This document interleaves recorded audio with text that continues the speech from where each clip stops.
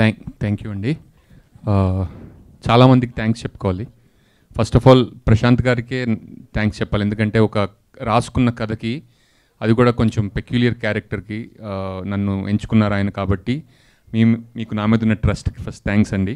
And Saibabu గారికి కూడా thank you so much for having me new production house sir.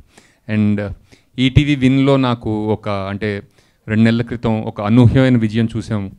అనగనగా దీంట్లో అంటే ఒక ఓటీటీ ప్లాట్ఫామ్లో వచ్చిన సినిమా థియేటర్లో రిలీజ్ అవ్వడం, ప్లాట్ఫామ్లో వచ్చిన తర్వాత థియేటర్లో రిలీజ్ అవ్వడం, అంత పెద్ద హిట్ అయింది అది.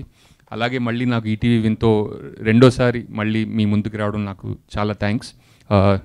ఈటీవీ విన్ వారికి, నితిన్ గారికి చాలా థ్యాంక్స్ అండి. అండ్ ఈ సినిమాలో సాయిరామ్ గారు వండర్ఫుల్ వర్కింగ్, శ్రీరామ్ గారు వండర్ఫుల్ వర్కింగ్ విత్ యూ అండి, హేమంత్ గారు.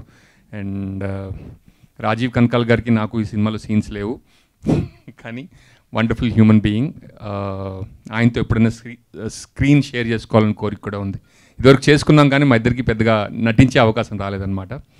అండ్ మేఘలేఖ గారు చెప్పినట్టు ఇందాక ట్రైలర్ చూస్తుంటే వర్షా Bollamma in and as constable కనుక్కొని వచ్చింది.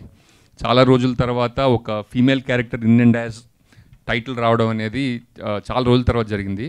అండ్ ఆ స్టోరీ కూడా అలాంటిది ఎంచుకోవడం, అండ్ ఇలాంటి కథలు ఇంకా చాలా రావాలని, అండ్ మంచి మంచి పాత్రలు, ఇంకా ఫీమేల్ పాత్రలు రాయాలని రైటర్స్ అందరూ నేను కోరుకుంటున్నాను. అండ్ అండ్ వర్ష గారు కానిస్టేబుల్ కనకంతో I think she is going to surprise all of us. కానీ ఎప్పుడు మనకి ట్రైలర్లో అంత సీరియస్గా కనిపించింది. నేను కూడా ఫస్ట్ టైం ఈ అమ్మాయి ఇంత సీరియస్గా ఉంటుందని నాకు ట్రైలర్ చూసిన తర్వాత అర్థమైంది.